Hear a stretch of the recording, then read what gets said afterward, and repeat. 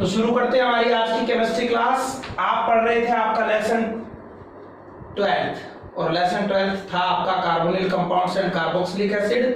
Carbonyl compound और carbonyl compound में भी हम पढ़ चुके अब तक इनका नोमेनक्लेचर कॉमन और आईयूपीएसी सिस्टम में हम पढ़ चुके अब तक कैसे बनाते हैं एल्डिहाइड, और अब हम पढ़ेंगे कैसे बनाते हैं केवल एल्डिहाइड। मैंने कल भी जाते जाते आपको कहा था कि एल्डिहाइड के फॉर्मेशंस की होती हैं दो मेथड्स, एक स्टीफन एक रोजेनमुंड, दोनों पे पूछा जाता है एग्जाम में क्वेश्चन। आइए करते हैं इन पर बात, और पहले आपको बताते हैं रोजेनमुंड रिएक्शन, रोजेनमुंड अभिक्रिया। हम पढ़ रहे हैं एल्डिहाइड का संश्लेषण, प्रिपरेशन ऑफ एल्डिहाइड। तो देखिए प्रिपरेशन ऑफ एल्डिहाइड के दो मेथड्स आपको बता रहा हूं जिनसे केवल एल्डिहाइड बनते हैं, कीटोन नहीं बनाए जा सकते, कीटोन्स का फॉर्मेशन नहीं हो सकता, उनका सिंथेसिस नहीं हो सकता। और इसमें पहला है आपका रोजेन मुंड्स रिएक्शन। कुछ नहीं, हिंदी में बोलो इंग्लिश में बोलो, नाम वही है, रोजेनमुंड अभिक्रिया। तो रोजेनमुंड कहते हैं कि जब एसिड हैलाइड का रिडक्शन, जब एसिड हैलाइड, एसिड हैलाइड क्या होता है, ये कार्बोक्सिलिक एसिड है, इसके OH ग्रुप को जब आपने हैलोजन से रिप्लेस किया था तो आपको जो कंपाउंड मिले थे उन्हें आप कहते हैं बेटा एसिड हैलाइड। ठीक है, तो जब एसिड हाइड्रोजनेशन बेरियम सल्फेट की प्रेजेंस में पैलेडियम से करते हैं और यहां पर सॉल्वेंट के रूप में हम यूज करते हैं बेटा ज़ाइलीन को। तो सुनिए मेरी बात, आप मैं कहता हूं या ये कहिए कि रोजेनमुंड कहते हैं कि जब एसिड हैलाइड का हाइड्रोजनेशन बेरियम सल्फेट और ज़ाइलीन की प्रेजेंस में पैलेडियम से करते हैं तो हमें एल्डिहाइड मिलते हैं। पैलेडियम, प्लेटिनम, निकेल, ये नाम सुने हुए आपने, डी ब्लॉक के एलिमेंट हैं। जहां भी हाइड्रोजनेशन करना हो इनका यूज किया जाता है। हमने कहा था ये इंटरस्टिशियल कंपाउंड बनाते हैं, अंतराकाशी यौगिक बनाते हैं जिनके गैप्स में, खाली स्थान में, अवकाश में हाइड्रोजन होती है। वही हाइड्रोजन यहाँ हाइड्रोजनेशन में यूज होती है H2 गैस। हाइड्रोजन हाइड्रोजन के बीच में बॉन्डिंग कर दिया है सर ने, यानी हाइड्रोजन यहाँ गैस के रूप में, हाइड्रोजन यहाँ किस रूप में है, गैस के रूप में है। तो हाइड्रोजन के मॉलिक्यूल में से इसका एक एटम यहाँ से किसको ले जाएगा बेटा, X को, और दूसरा एटम क्या करेगा, इस X की जगह आके अटैच होगा और आपको मिल जाएगा RCHO।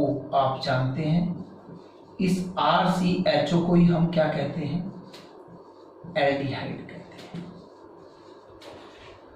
माइंड में एक क्वेश्चन आता है कि सर हमने पहले भी हाइड्रोजनेशन किया था निकेल, पैलेडियम या प्लेटिनम की उपस्थिति में, तब तो हमें बेरियम सल्फेट की जरूरत नहीं पड़ी थी, यहाँ बेरियम सल्फेट क्यों यूज किया है। तो बेरियम सल्फेट बेटा यहाँ कैटलिस्ट पॉइजन का काम करता है। वर्ड आपका सुना हुआ है, क्लास 10th में आते थे, उत्प्रेरक वर्धक, उत्प्रेरक विष। उत्प्रेरक वर्धक कैटलिस्ट प्रमोटर और उत्प्रेरक विष कैटलिस्ट पॉइजन या कैटलिस्ट इनहिबिटर। तो बेरियम सल्फेट या कैटलिस्ट इनहिबिटर है, उत्प्रेरक विष है, जो क्या करता है, इस उत्प्रेरक पैलेडियम की रिएक्टिविटी को, इसकी क्रियाशीलता को लो कर देता है। नहीं तो ये क्या करता, ये पैलेडियम इस एल्डिहाइड को भी आगे अल्कोहल में रिड्यूस कर देता, यानी ये इतने हाइड्रोजन प्रोड्यूस करता कि वो इस डबल बॉन्ड के को भी तोड़ते और एक H यहाँ आता ऊपर और एक यहाँ पर क्या बन जाता, OH ग्रुप आ जाता ना, अल्कोहल बन जाते। क्या किया था, एसिड या एसिड के डेरिवेटिव्स का निकेल, पैलेडियम या प्लेटिनम की उपस्थिति में डायरेक्ट हाइड्रोजनेशन किया था तो आपको अल्कोहल मिले थे, अल्कोहल फॉर्मेशन मेथड में पढ़ा था। लेकिन आज रोजेनमुंड ने कहा कि पैलेडियम के साथ बेरियम सल्फेट यूज कीजिए, ये कैटलिस्ट पॉइजन की तरह काम करेगा और पैलेडियम की रिएक्टिविटी को लो कर देगा और इतना ही हाइड्रोजन प्रोड्यूस हो पाएगी कि एसिड हैलाइड से एल्डिहाइड तो बन पाएगा लेकिन एल्डिहाइड आगे अल्कोहल में रिड्यूस नहीं होगा। तो फंक्शन ऑफ बेरियम सल्फेट क्या है ये उत्प्रेरक विष की तरह कार्य करता है और एल्डिहाइड के अल्कोहल में अपचयन को रोकता है। Barium sulphate act as catalyst inhibitor and prevents the reduction of aldehyde into alcohol. बनने वाले एल्डिहाइड का ये अल्कोहल में रिडक्शन जो है उसको प्रिवेंट करता है, उसको स्टॉप कर देता है, उसको रोक देता है। ओके, जाइलिन जाहिर बात है एसिड हैलाइड जो होते हैं ये वाटर में सोल्यूबल नहीं होते, इसलिए सॉल्वेंट के रूप में यहाँ किसका यूज किया गया है, जाइलिन का। यानी रोसेनमून रिएक्शन में xylene as a solvent behave करता है और barium sulphate as a catalyst inhibitor की तरह कार्य करता है, उसकी तरह वर्कआउट करता है। तो रिएक्शन हो गई when acid halide the hydrogenation of acid halide takes place in the presence of palladium with barium sulfate and xylene. Aldehyde is formed as final product. This reaction is known as Rosenman reaction.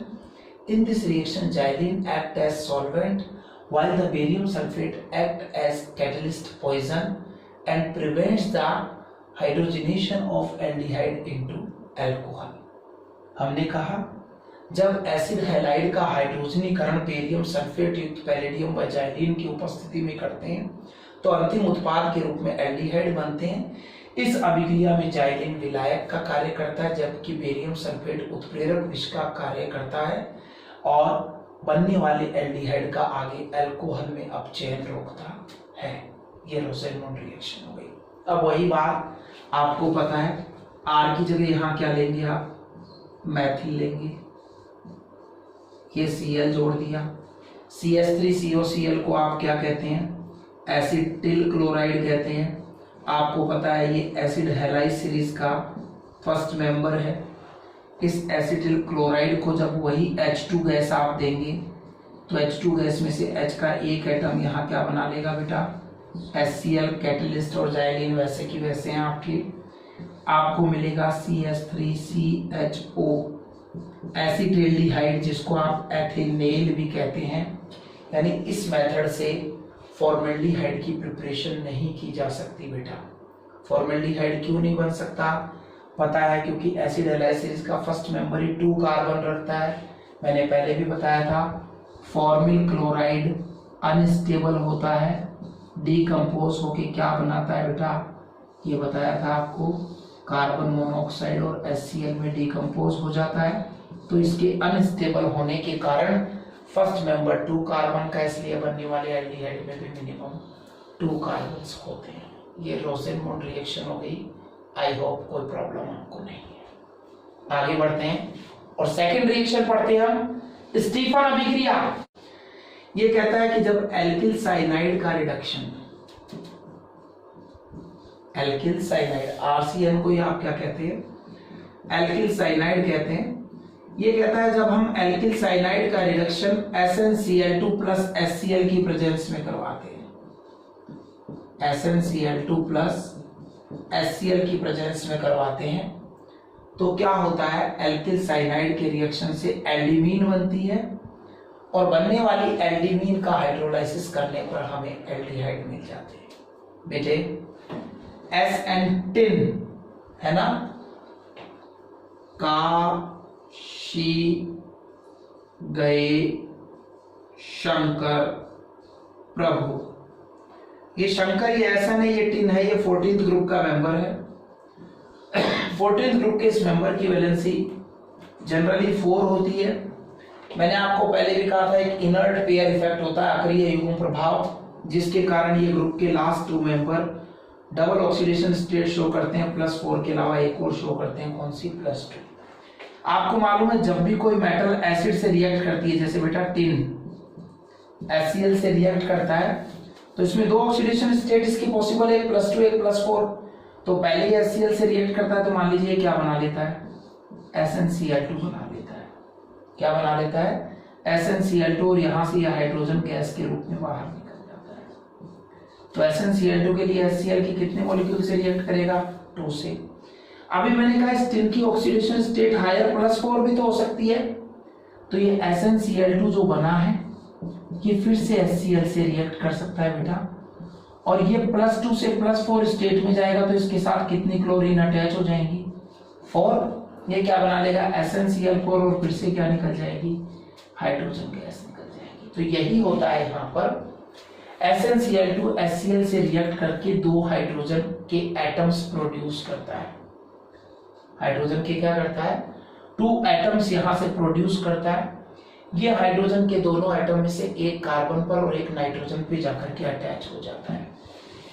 तो जब Stephen reaction में alkyl cyanide का reduction SnCl2 plus HCl की presence में होता है तो SnCl2 और HCl की रिएक्शन से बनी एटॉमिक हाइड्रोजन या नेस्केंट हाइड्रोजन कार्बन और नाइट्रोजन पे जाके अटैच होती है। दे दीजिए C को भी H, N को भी H। आपको पता है कार्बन की वैलेंसी 4 होती है बेटा, यहाँ 1 and 1 2 तो हो गई, तो ये बॉन्ड ट्रिपल से क्या रह जाएगा डबल।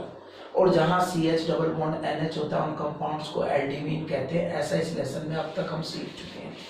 तो इसे क्या कहेंगे आप एल्डिमीन।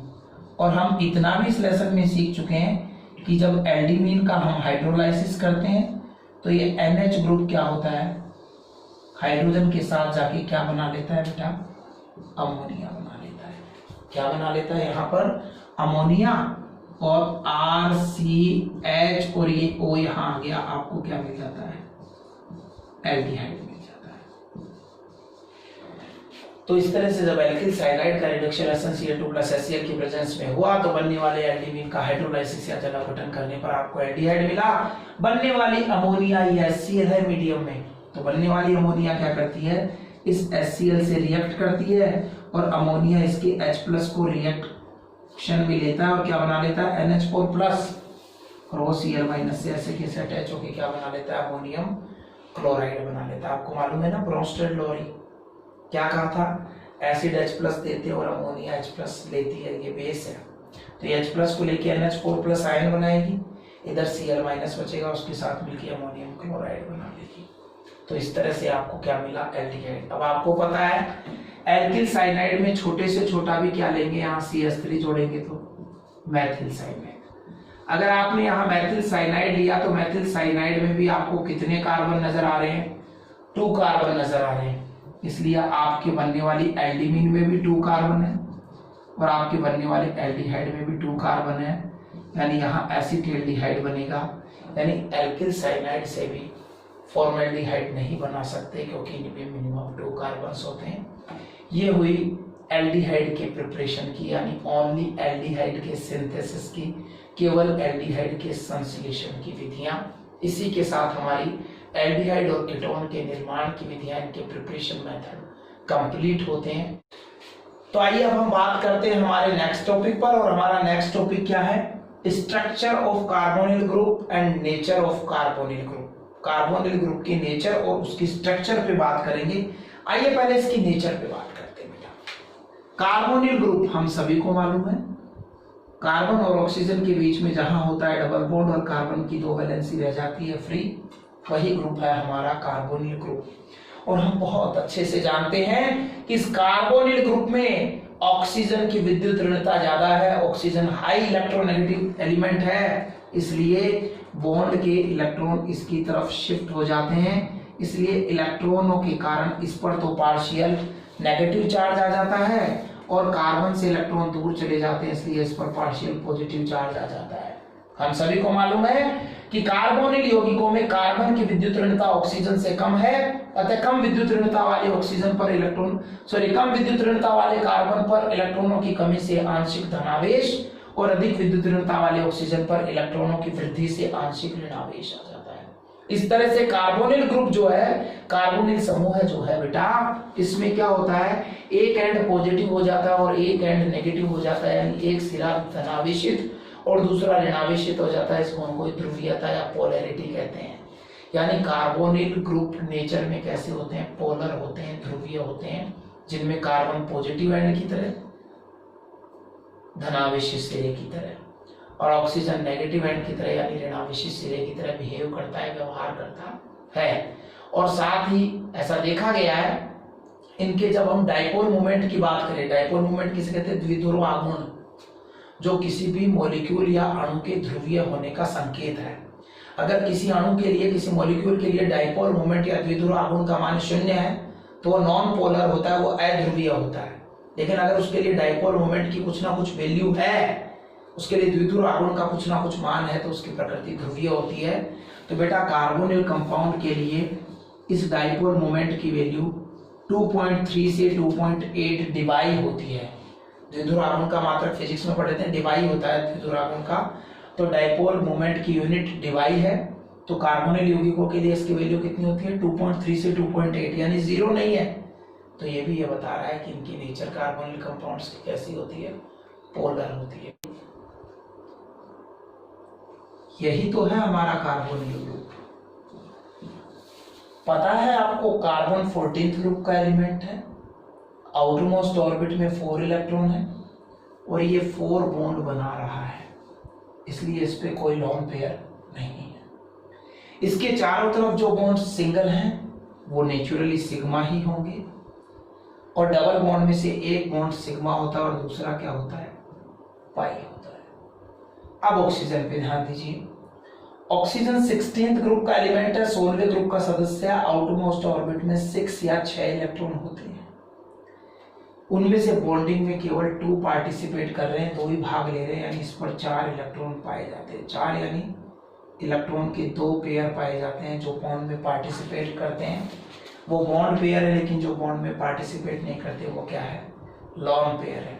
तो ऑक्सीजन पर 2 लॉन पेयर होते हैं, जबकि कार्बन पे कोई लॉन पेयर नहीं होता। आगे देखिए बेटा, अब हम क्या करें?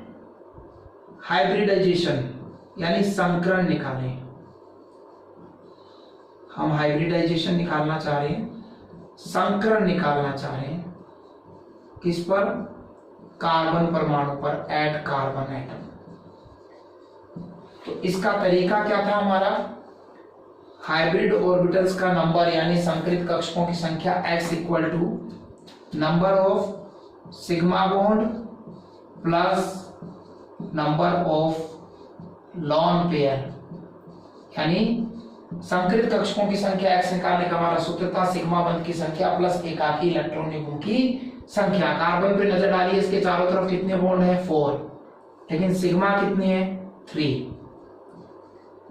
कार्बन पे फिर से नजर डालिए, 14th ग्रुप का एलिमेंट है, 4 इलेक्ट्रॉन रखता है और 4 के 4 बॉन्ड बना रहे हैं, यानी लॉन पेयर क्या है? 0। यानी नंबर ऑफ हाइब्रिड ऑर्बिटल क्या आया? 3।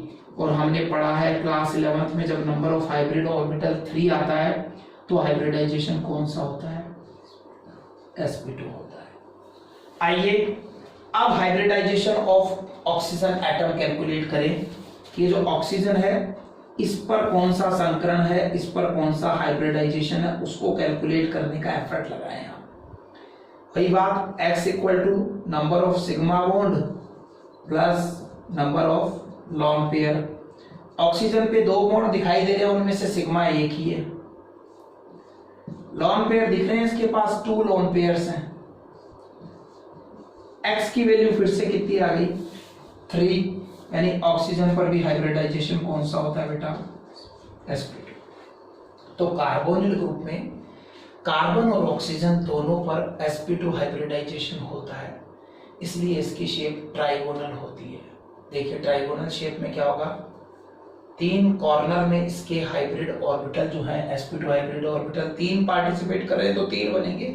तो ट्राइगोनल शेप में अरेंज कर दीजिए आप लोगों को। देखिए कैसे? देखें ऐसे, ये कार्बन है, ठीक है। आपने कहा सर 3 हाइब्रिड ऑर्बिटल है इसमें। बिल्कुल बेटा 3 हाइब्रिड ऑर्बिटल है, मैं लिखता हूं 1 2 और ये 3। देखिए मैंने 3 अरेंज किए हैं आपके सामने, 1 2 3। आप देखिए ना ये शेप कैसी है? ट्राइगोनल जैसे अरेंज कर दिए ना, और इनके बीच का ये बॉन्ड एंगल, ये 120 का, ये 120 का और ये भी 120 का। सर्कल में 3 एंगल डिवाइड कर दिए मैंने, 1 2 3। तो 120 के ये एंगल है किन में? हाइब्रिड ऑर्बिटल्स के बीच में। ऐसा ही दूसरा कौन है आपका? ऑक्सीजन। ऑक्सीजन में भी कितने हाइब्रिड ऑर्बिटल बनेंगे बेटा?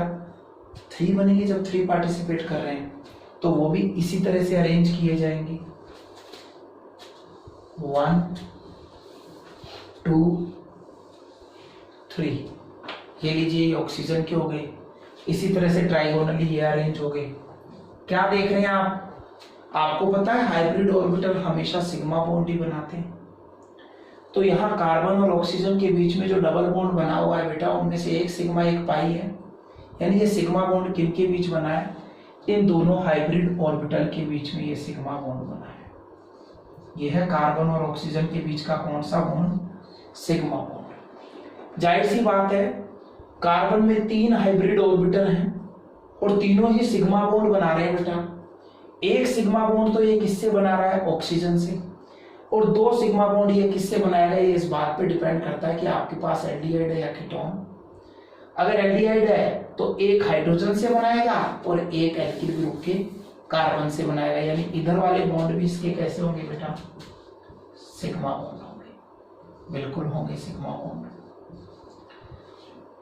3 हाइब्रिड ऑर्बिटल है, उनमें से एक एल्डिहाइड की अगर बात हो रही है तो उसका कार्बन का एक हाइब्रिड ऑर्बिटल ऑक्सीजन से सिग्मा बॉन्ड बना रहा है, दूसरा हाइड्रोजन से बना रहा है और तीसरा एल्किल ग्रुप के कार्बन से बना रहा है। अब ऑक्सीजन पे बात करें। ऑक्सीजन सिग्मा बॉन्ड एक ही बना रहा है, वो किसके साथ बना रहा है? किसके साथ बना रहा है? कार्बन के साथ। बन गया। बाकी 2 जो हैं उनमें क्या प्रेजेंट है? लॉन्ग पेयर है, वो किसी से बॉन्डिंग नहीं करते। तो बाकी दोनों में आप इलेक्ट्रॉन पेयर दिखा दो, एक पेयर यहां पर, एक पेयर यहां पर। अब क्या बचा? आपको यहां 3 सिग्मा बॉन्ड दिख रहे थे, हाँ सर दिख गए। आपको यहां पर 2 लॉन्ग पेयर दिख रहे थे सर, वो भी दिख गए। क्या बच गया बेटा? पाई बॉन्ड आपको अभी इस स्ट्रक्चर में नहीं दिखा। कार्बन पे और ऑक्सीजन के इलेक्ट्रॉनिक कॉन्फ़िगरेशन को लिखिए एक बार। कार्बन का इलेक्ट्रॉनिक कॉन्फ़िगरेशन होता है ये 1s2 2s2 2p2। और हम एक बात बहुत अच्छे से जानते हैं कि इस कॉन्फ़िगरेशन में सेकंड के s ऑर्बिटल में 2 इलेक्ट्रॉन हैं और p ऑर्बिटल में भी 2 इलेक्ट्रॉन हैं। क्या देख रहे हैं? इसका एक p ऑर्बिटल खाली है जबकि s कंप्लीटली फिल्ड है। तो हमने कहा था ऐसी स्थिति में उत्तेजित अवस्था संभव है, एक्साइटेड स्टेट पॉसिबल है जब किसी एलिमेंट के एक ही ऑर्बिट में एक ऑर्बिटल कंप्लीटली फिल्ड और दूसरा खाली हो, तो भरे हुए में से फिल्ड ऑर्बिटल में से इलेक्ट्रॉन निकल करके खाली यानी एम्प्टी ऑर्बिटल में चला जाता है। सबको पता है एक ही क्लास के अंदर एक बेंच के पूरे बच्चे नहीं आए और दूसरे के पूरे आए हों तो भरी हुई बेंच से बच्चा उठ करके खाली बेंच पे चला जाता है, क्योंकि क्लास तो चेंज हो ही नहीं रही, वहीं बैठना है। तो यहां से एक इलेक्ट्रॉन निकलता है और यहां चला जाता है, इसको एक्साइटेड स्टेट कहते हैं। और कार्बन की एक्साइटेड स्टेट में इस तरह से 4 अनपेयर्ड इलेक्ट्रॉन, इसलिए कार्बन की वैलेंसी 4 है। उनमें से हाइब्रिडाइजेशन में कितने पार्टिसिपेट कर रहे हैं बेटा? हाइब्रिडाइजेशन sp2 है तो एक s और 2 p पार्टिसिपेट कर रहे हैं। जिन्होंने sp2 हाइब्रिड ऑर्बिटल बनाया, sp2 संकरित कक्षक बनाया और उन्होंने फिर सिग्मा बॉन्ड का फॉर्मेशन कर लिया। बचा तो क्या बचा? बचा कौन? बचा हमारे पास ये p कक्षक। तो ये px py और ये कौन सा कक्षक बच गया? pz। यानी pz हाइब्रिडाइजेशन में पार्टिसिपेट नहीं कर पा रहा है। आइए अब ऑक्सीजन पर बात करें, क्या उसका संकरण में सभी कक्षक भाग लेंगे? बात करते हैं।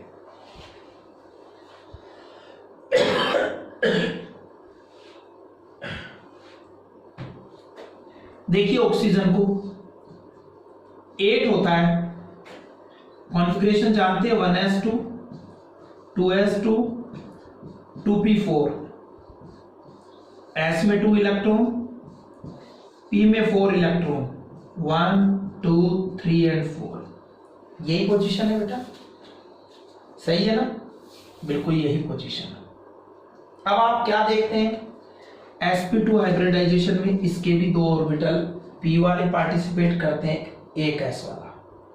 जो पार्टिसिपेट कर रहे हैं उनमें से 2 के पास क्या है? 2-2 इलेक्ट्रॉन है। वो देखो 2-2 इलेक्ट्रॉन लॉन पेयर के रूप में दिखा दिया आपने।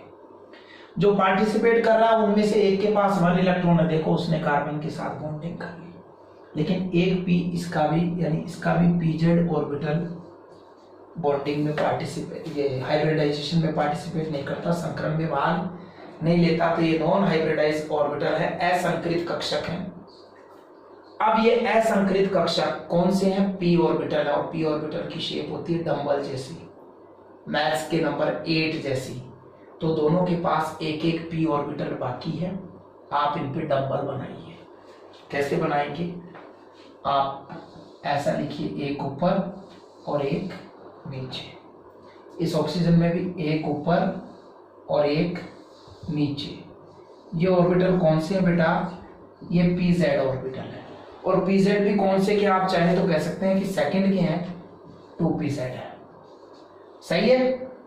अब आपको मालूम है कि हाइब्रिड ऑर्बिटल्स ने तो आपस में क्या किया? हेड टू हेड कोलैप्स के थ्रू, समाक्ष अतिव्यापन के थ्रू सिग्मा बॉन्ड का फॉर्मेशन कर लिया है। और हेड टू हेड एक ही जगह हो सकती है, तो बाकी कौन सा होगा? साइड टू साइड, पार्श्व अतिव्यापन, और उससे कौन से बॉन्ड बनेंगे? Pi bond. तो ऊपर से ये इसके साथ अटैच होता है और नीचे से ये इसके साथ अटैच होता है, और इन दोनों के बीच में कौन सा बॉन्ड बन जाता है? Pi bond. तो इस तरह से ये कार्बोनिल ग्रुप की स्ट्रक्चर है जो एग्जाम में पूछ ली जाती है। मेरे हिसाब से आपको समझ में आ जानी चाहिए। एग्जाम में ये स्ट्रक्चर बनवाई जाएगी, 1 मार्क की आपको बनानी आनी चाहिए। sp2 हाइब्रिडाइजेशन का बॉन्ड एंगल 120 था बेटा, तो 120 120 120 सेंटर से 3 डिवाइड कर दिए, मैंने कुछ नहीं किया है। ठीक है, एक ऑक्सीजन से जोड़ दिया, इसका एक एल्किल से जुड़ जाएगा, एक हाइड्रोजन से। अगर ये एल्डिहाइड है, कीटोन होता तो दोनों एल्किल ग्रुप से जुड़ते, लेकिन हाइब्रिड ऑर्बिटल हमेशा सिग्मा बॉन्ड बनाता है। ये समझ में होनी चाहिए कि संतृप्त कक्षक से सिग्मा बंधी बनते हैं, पाई नहीं बनते हैं। ठीक है, तो ये स्ट्रक्चर आपको। अब हमारा नेक्स्ट टॉपिक है chemical reaction of carbonyl compounds. मैंने अभी अभी आपको बताया कि कार्बोनिल ग्रुप की नेचर पोलर होती है, कार्बोनिल समूह की प्रकृति ध्रुवीय होती है, जिसमें कम विद्युत ऋणता वाले लेस इलेक्ट्रोनेगेटिव कार्बन एटम पर, कार्बन परमाणु पर पॉजिटिव चार्ज होता है, धनावेश होता है, जबकि अधिक विद्युत ऋणता वाले हाई इलेक्ट्रोनेगेटिव कार्बन एटम पर, कार्बन परमाणु पर, ऑक्सीजन परमाणु पर, अधिक विद्युत ऋणता वाले ऑक्सीजन परमाणु पर हाई इलेक्ट्रोनेगेटिव ऑक्सीजन एटम पर नेगेटिव चार्ज होता है। कार्बन पर पॉजिटिव चार्ज आने से यह अनस्टेबल हो जाता है, इसलिए ये क्या करता है?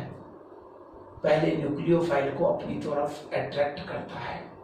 तो आप कहेंगे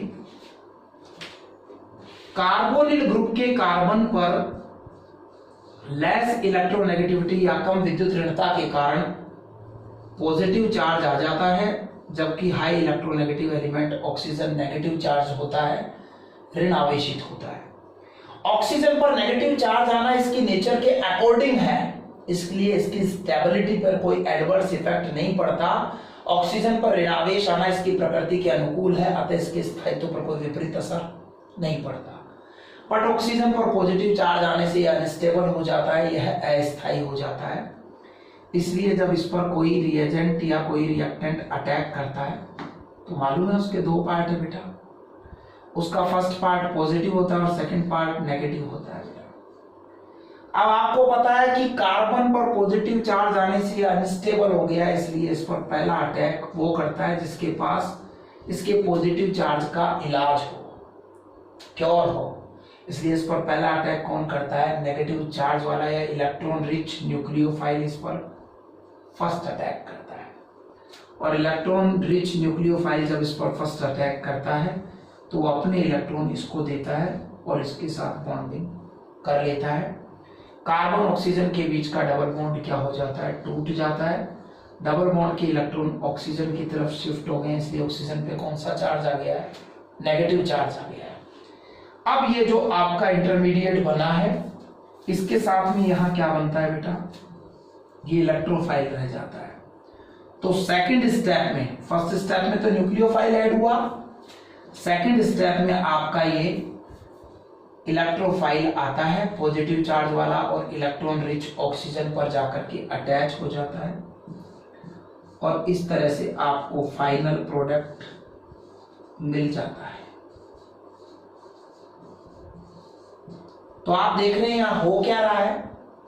2 रिएक्टेंट मिलकर के बेटा एक ही प्रोडक्ट बना रहे हैं।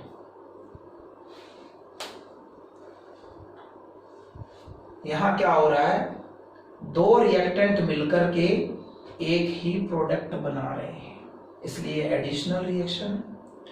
क्योंकि इस एडिशनल रिएक्शन में पहला अटैक न्यूक्लियोफाइल का हुआ है, इसलिए इसको न्यूक्लियोफिलिक एडिशन रिएक्शन कहते हैं। यानी कार्बोनिल कंपाउंड की कैरेक्टरिस्टिक रिएक्शन जो है वो क्या होती है, न्यूक्लियोफिलिक एडिशन रिएक्शन होती है। कार्बोनिल यौगिकों की लाक्षणिक अभिक्रिया नाभिक स्नेही योगात्मक अभिक्रिया होती है, जिसमें पहला आक्रमण नाभिक स्नेही का और दूसरा आक्रमण इलेक्ट्रॉन स्नेही का होने से हमें एक यौगोत्पाद मिलता है। अब बात करें कि जो एल्डिहाइड और कीटोन है उनका इस न्यूक्लियोफिलिक एडिशन रिएक्शन के प्रति रिएक्टिविटी ऑर्डर क्या होता है। इस नाभिक स्नेही योगात्मक अभिक्रिया के प्रति कौन से एल्डिहाइड ज्यादा रिएक्टिव होंगे, कौन से कीटोन ज्यादा रिएक्टिव होंगे, या एल्डिहाइड या कीटोन में से कौन ज्यादा रिएक्टिव होगा और कौन लो रिएक्टिव होगा। अब इस पर बात करते हैं कि किसकी क्रियाशीलता कम होगी और किसकी ज्यादा। चलिए इस पर बात करें। आपने कहा कार्बोनिल कंपाउंड में इस न्यूक्लियोफिलिक एडिशन रिएक्शन का इस नाभिक स्नेही योगात्मक अभिक्रिया का कारण क्या है, इस कार्बन पर पॉजिटिव चार्ज का होना, जिसको हटाने के लिए इस पर पहला अटैक न्यूक्लियोफाइल का होता है। इसका मतलब इस कार्बोनिल ग्रुप के कार्बन पर पॉजिटिव चार्ज की इंटेंसिटी जितने ज्यादा होगी, धनावेश की तीव्रता जितनी ज्यादा होगी, इस पर न्यूक्लियोफाइल का अटैक उतनी ही तेजी से होगा। लेकिन अगर किसी कारण से इस कार्बोनिल ग्रुप के कार्बन पर पॉजिटिव चार्ज की इंटेंसिटी कम हो जाए, धनावेश की तीव्रता कम हो जाए, तो ये धनावेशित कार्बन पर जब धनावेश की तीव्रता कम हो जाएगी तो इससे जुड़ने की नाभिक स्नेही की टेंडेंसी या प्रवृत्ति भी क्या हो जाएगी, कम हो जाएगी, यानी क्रियाशीलता कम हो जाएगी। तो हमने कहा कि कार्बोनिल ग्रुप के कार्बन पर पॉजिटिव चार्ज का होना ही इसकी न्यूक्लियोफिलिक एडिशन रिएक्शन का कारण है। यह पॉजिटिव चार्ज जितना ज्यादा होगा न्यूक्लियोफिलिक एडिशन रिएक्शन के प्रति इसकी रिएक्टिविटी उतनी ही ज्यादा होगी, नाभिक स्नेही योगात्मक अभिक्रिया के प्रति इसकी क्रियाशीलता उतनी अधिक होगी।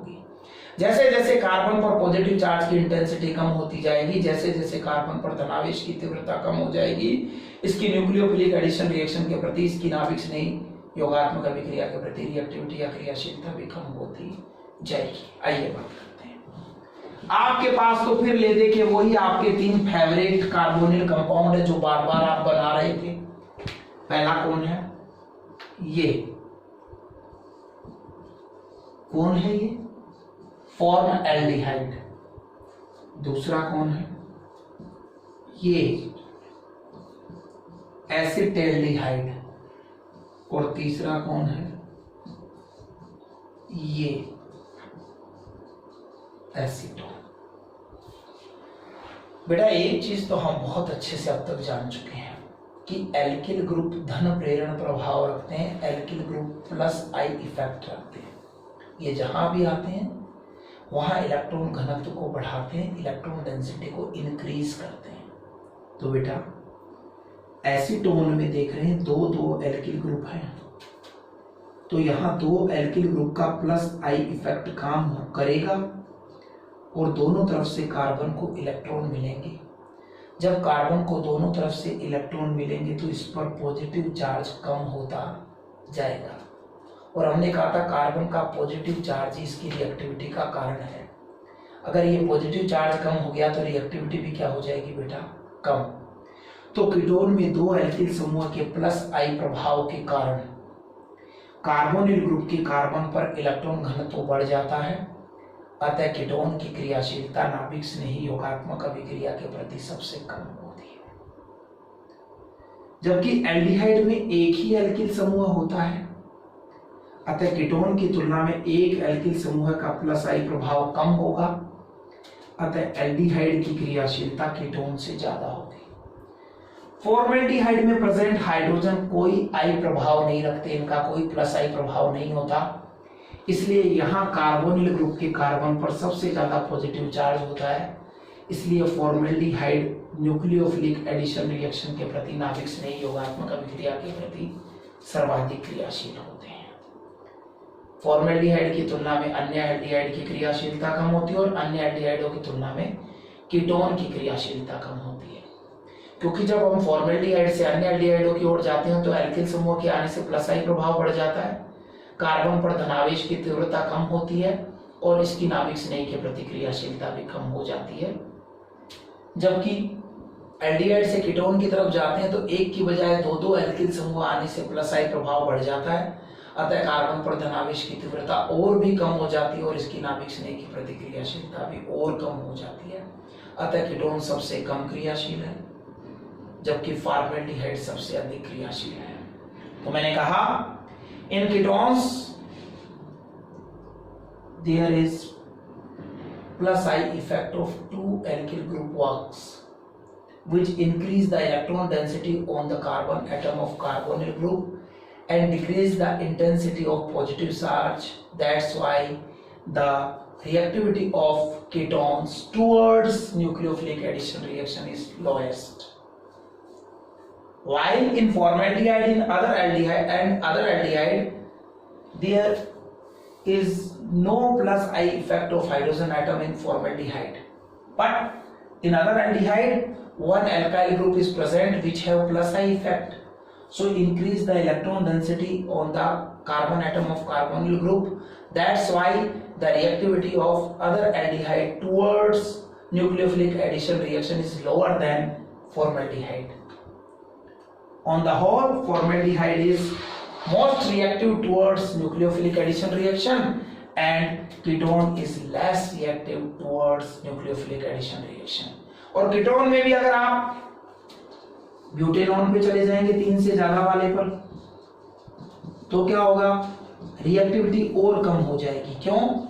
यहाँ दो मैथिल ग्रुप है बेटा, यहाँ एक मैथिल और एक एथिल है, तो मैथिल के कंपेयर में एथिल का प्लस आई इफेक्ट ज्यादा होगा, तो एक एथिल एक मैथिल आने से प्लस आई इफेक्ट और बढ़ गया, प्लस आई इफेक्ट और बढ़ गया तो कार्बन पर पॉजिटिव चार्ज की इंटेंसिटी और भी कम हो गई, कार्बन पर पॉजिटिव चार्ज की इंटेंसिटी और भी कम हो गई, यानी इसकी न्यूक्लियोफाइल से जुड़ने की टेंडेंसी और भी कम हो गई, इसकी नाभिक स्नेह की प्रतिक्रियाशीलता या रिएक्टिविटी और भी कम हो गई। अगर आपके पास एक होता प्रोपेनेल और एक होता प्रोपेनॉन, एक है ये और एक है ये, दोनों में नंबर ऑफ कार्बन एटम क्या है बेटा, सेम ही तो है, यहां भी 3 कार्बन है, यहां भी 3 कार्बन है, बट ये एल्डिहाइड और ये कीटोन है। तो बेटा इस एल्डिहाइड में इस पर ये जो पॉजिटिव चार्ज इसको घटाने के लिए एक ही एल्किल समूह है, एल्किल समूह तो एक ही है बेटा, एथिल, तो एथिल है, उसके 2 कार्बन इसको इलेक्ट्रॉन देंगे, लेकिन यहाँ कौन दे रहे हैं, 2 मैथिल दे रहे हैं बेटा। 2 एल्किल ग्रुप का प्लस आई इफेक्ट नेचुरली एक के प्लस आई इफेक्ट से ज्यादा होगा। क्यों? इस कार्बन से क्या हो गई, ये डिस्टेंस बढ़ गई, और जैसे जैसे डिस्टेंस या दूरी बढ़ती है प्रेरण प्रभाव का मान कम होता जाता है, चाहे वो पॉजिटिव हो या नेगेटिव। तो बेटा एल्किल समूह में जैसे जैसे कार्बन बढ़ेंगे उनकी दूरी बढ़ती चली जाएगी, और दूरी बढ़ने के कारण उनका प्लस आई इफेक्ट कम होता जाएगा। तो यहाँ पर एक एथिल के 2 कार्बन की बजाय 2 मैथिल के 2 कार्बन का प्लस आई इफेक्ट ज्यादा होगा, तो एक ही एल्किल ग्रुप की बजाय 2 एल्किल ग्रुप का प्लस आई इफेक्ट हमेशा ज्यादा होता है। इसलिए क्या होगा, एसीटोन में 2 एल्किल ग्रुप के प्लस आई इफेक्ट होने की वजह से कार्बन पर पॉजिटिव चार्ज की इंटेंसिटी कम हो जाएगी, या कहिए इलेक्ट्रॉन डेंसिटी बढ़ जाएगी, और इसकी न्यूक्लियोफाइल के प्रति रिएक्टिविटी लो हो जाएगी। इसलिए प्रोपेनेल और प्रोपेनॉन में से प्रोपेनॉन की रिएक्टिविटी लो होगी। बात हुई किसकी, इंडक्टिव इफेक्ट की। हमने कहा कि जो कार्बोनिल कंपाउंड है, जो कार्बोनिल यौगिक है, उनकी नाभिक स्नेह योगात्मक के प्रति क्रियाशीलता, उनकी न्यूक्लियोफिलिक एडिशन रिएक्शन के प्रति क्रियाशीलता जो होती है वो डिपेंड करती है 2 इफेक्ट पर। एक होता है प्लस आई प्रभाव, प्लस आई इफेक्ट, जैसे जैसे ये बढ़ता है वैसे वैसे रिएक्टिविटी क्या होती है बेटा, वैसे वैसे रिएक्टिविटी डिक्रीज होती है, यानी प्लस आई इफेक्ट बढ़ने से क्रियाशीलता क्या होगी, कम होगी। दूसरी होती है त्रिविम विन्यास बाधा। त्रिविम विन्यास बाधा को हम बोलते हैं इंग्लिश मीडियम के लिए स्टेरिक हिंड्रेंस। स्टेरिक हिंड्रेंस क्या है, त्रिविम विन्यास बाधा क्या है, ये कहता है कि जैसे जैसे एल्किल समूह का, एल्किल ग्रुप का साइज बढ़ता है, उसका आकार बढ़ता है, वैसे वैसे आने वाले न्यूक्लियोफाइल को पॉजिटिव चार्ज वाले कार्बन तक पहुंचने में बैरियर्स का सामना करना पड़ता है, कठिनाइयों का सामना करना पड़ता है। इसलिए उसकी कार्बन तक पहुंचने की टेंडेंसी या प्रवृत्ति कम हो जाती है। यानी ये कहिए कि क्रियाशीलता या रिएक्टिविटी यहाँ भी क्या होती है, डिक्रीज होती है। यानी अगर स्टेरिक हिंड्रेंस बढ़ेगा तो भी रिएक्टिविटी क्या होगी, घटेगी। अब आपको पता है कि बेचारे फॉर्मेल्डिहाइड में तो इस पॉजिटिव चार्ज वाले कार्बन के चारों तरफ होने को सिर्फ हाइड्रोजन है जिनका साइज छोटा सा है, जिनका आकार छोटा सा है। लेकिन अगर अदर एल्डिहाइड्स की ओर जाए, जैसे एसिटिल्डिहाइड की ओर, तो आप क्या देख रहे हैं, जैसे इस कार्बोनिल ग्रुप के एक तरफ एल्किल ग्रुप आएगा, वैसे वैसे एल्किल ग्रुप का साइज बढ़ने से, हाइड्रोजन से तो एल्किल ग्रुप बड़ा है ना, इसलिए इसके द्रव्य विन्यास बाधा या स्टेरिक हिंड्रेंस भी क्या होगी, ज्यादा। कीटोन में चले गए तो दोनों तरफ एल्किल ग्रुप आएंगे, दोनों तरफ एल्किल ग्रुप आएंगे तो देखो स्टेरिक हिंड्रेंस और भी ज्यादा बढ़ जाएगी। और जैसे जैसे एल्किल ग्रुप आप बड़े करते जाएंगे, मान लो आपने कोई टर्सरी ग्रुप जोड़ दिया, साफ इधर ये लो, तो देखो क्या होता चला जाएगा, टी ब्यूटिल ग्रुप जोड़ दिया, क्या मुश्किल हो गई जान को। ये देखिए इतनी सारी स्टेरिक हिंड्रेंस हो गई इसकी, तो न्यूक्लियोफाइल को इस कार्बन तक पहुंचने में और भी ज्यादा मुश्किल होगी। तो क्या होता है, फॉर्मेल्डिहाइड से जब अदर्स एल्डिहाइड या कीटोन की तरफ जाते हैं तो एल्किल ग्रुप या एल्किल ग्रुप के साइज बढ़ने के कारण स्टेरिक हिंड्रेंस बढ़ता है, इसलिए भी क्या होता है, रिएक्टिविटी लो होती जाती है। यानी चाहे स्टेरिक हिंड्रेंस की बात करें, चाहे प्लस आई इफेक्ट की बात करें, दोनों नेग्लिजिबल होते हैं, न के बराबर होते हैं फॉर्मेल्डिहाइड में। इसलिए न्यूक्लियोफिलिक एडिशन रिएक्शन के प्रति फॉर्मेल्डिहाइड की रिएक्टिविटी मैक्सिमम होती है, जबकि कीटोन में स्टेरिक हिंड्रेंस भी सबसे ज्यादा है, प्लस आई इफेक्ट भी सबसे ज्यादा है। दो एल्किल ग्रुप के प्लस आई इफेक्ट के कारण कीटोन के कार्बोनिल ग्रुप पर एक तो क्या हो गया, पॉजिटिव चार्ज की इंटेंसिटी कम हो गई क्योंकि इलेक्ट्रॉन घनत्व बढ़ गया, माइनस आ गया इसलिए प्लस कम हो गया। दूसरा क्या हुआ, दोनों तरफ एल्किल ग्रुप आने से उसकी स्टेरिक हिंड्रेंस भी बढ़ गई, जिससे आने वाले न्यूक्लियोफाइल को पहले तो पॉजिटिव चार्ज नहीं है इसलिए उसके आने का मन नहीं है, और दूसरा स्टेरिक हिंड्रेंस भी आ गई इसलिए भी उसके आने का मन कम हो गया। इसलिए कीटोन की रिएक्टिविटी इस न्यूक्लियोफिलिक एडिशन रिएक्शन के प्रति सबसे कम होगी। तो कुल मिला के फॉर्मेल्डिहाइड सबसे ज्यादा रिएक्टिव है, एसिटिल्डिहाइड उससे कम, प्रोपियोनेल्डिहाइड उससे कम, एसीटोन उससे कम, ब्यूटेनॉन उससे कम। तो फॉर्मेल्डिहाइड से दूसरे एल्डिहाइड या कीटोन की तरफ जाने पर रिएक्टिविटी लो